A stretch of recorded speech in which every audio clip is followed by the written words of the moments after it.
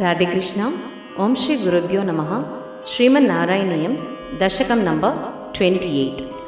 లక్ష్మీ స్వయంవరః అమృతభ్రాతుర్భావశ్చ.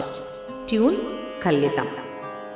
గరళం తరనానలం పురస్తాద్ జలధేరోద్విజకాలకాలకూటం అమరస్తుతివాదమోదనిఘ్నో గిరిశస్తన్నిబభౌ భవత్ప్రియార్థం విమతత్సు సురాసురేషు జాతా సురభిస్తామృషిషు న్యదాశ్రిధామన్ హయరత్నమభూతదేపరత్నం ద్యుతరుశ్చాప్సరసస్సురేషు తాని జగదీశ భవత్పరా తధాని కమనీయా కమలా బభూవ దేవి అమలామవలోక్య యాం విలోలః సకలోపి స్పృహయాం బభూవ లోకః త్వయి దత్తహృదే తదైవ దేవ్యై త్రిదశేంద్రో మణిపేటికాం వ్యధారీత్ సకలో బహృతాపి శేషనీయైః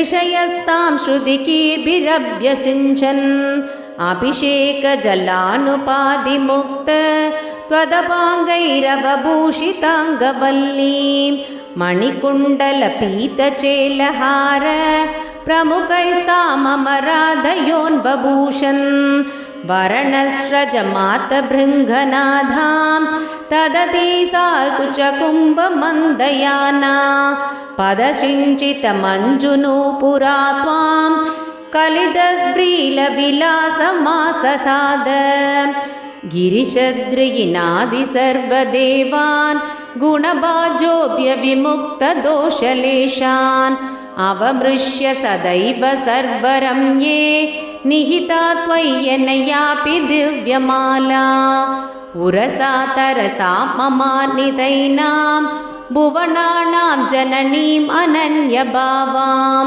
त्वदुरो विलसत्तदीक्षणश्री परिवृष्ट्या परिपुष्टमास विश्वम् अधिमोगन विभ्रमातधानीं मदयन्ती खलु वारुणी निरागात् तमसः पदवीम् अदास्त्वमेनाम् अधिसम्माननया महासुरेभ्यः तरुणाम्बुदसुन्दरस्तथा त्वं ननु धन्वन्तरिरुद्धितोऽम्बुराशेः अमृतं कलशे भगन्कराभ्याम् अखिलार्तिं हरमारुतालयेश.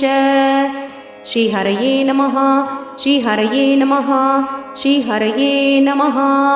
सर्वत्र गोविन्दनाम संकीर्तनं. गोविन्द गोविन्द. राधेकृष्ण.